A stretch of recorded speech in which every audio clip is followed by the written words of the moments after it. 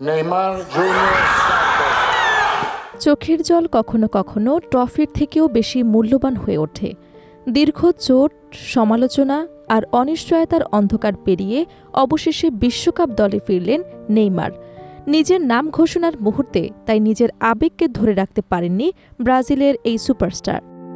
বাবাকে ফোন করে কাঁদতে কাঁদতেই বললেন, আমরা পেরেছি বাবা।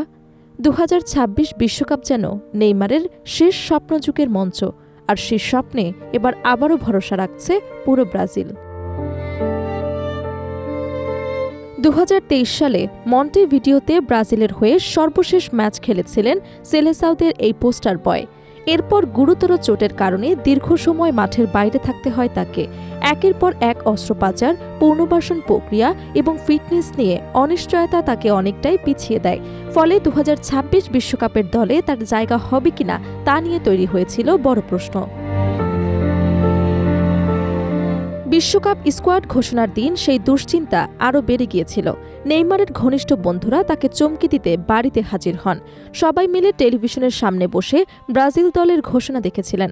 অবশেষে যখন ঘোষকের কণ্ঠে নেইমারের নাম ভেসে আসে, তখন আর নিজের আবেগকে ধরে রাখতে পারেননি তিনি। সঙ্গে সঙ্গেই বাবাকে ফোন করে কাঁদতে কাঁদতে বলেন, আমরা পেরেছি বাবা, আমরা পেরেছি। পরে ফোন করেন তার ঘনিষ্ঠ বন্ধু রাফিনাকে। নেইমার তাকে ধন্যবাদ জানিয়ে বলেন, সবকিছুর জন্যই ধন্যবাদ, হৃদয়ের গভীর থেকে বলছি। একই সঙ্গে তিনি বিশ্বাস প্রকাশ করেন সবকিছু ঠিক হবে এবং এবার ব্রাজিল ট্রফিটা জিতবেই। দুই হাতে মুখ ঢেকে কান্নার সেই আবেগঘন মুহূর্তের ভিডিও পরে নিজেই সামাজিক যোগাযোগ মাধ্যমে শেয়ার করেন নেইমার।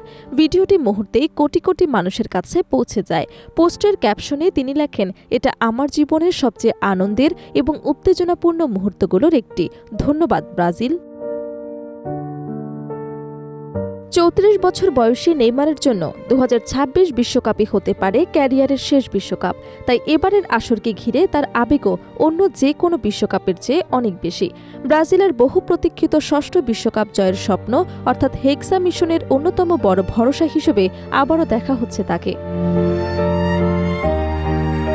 ফুটবল বিশ্লেষকদের মতে পুরোপুরি ফিট নেইমার এখনও ম্যাচের মোড় ঘুরিয়ে দেওয়ার ক্ষমতা রাখেন।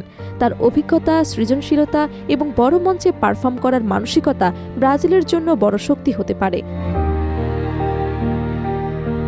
আর তাই ভক্তরাও বিশ্বাস করতে শুরু করেছেন, দীর্ঘ প্রতীক্ষার পর হয়তো এবারই নেইমারের হাত ধরে বিশ্বকাপ ট্রফি আবার উঠতে পারে ব্রাজিলের হাতে।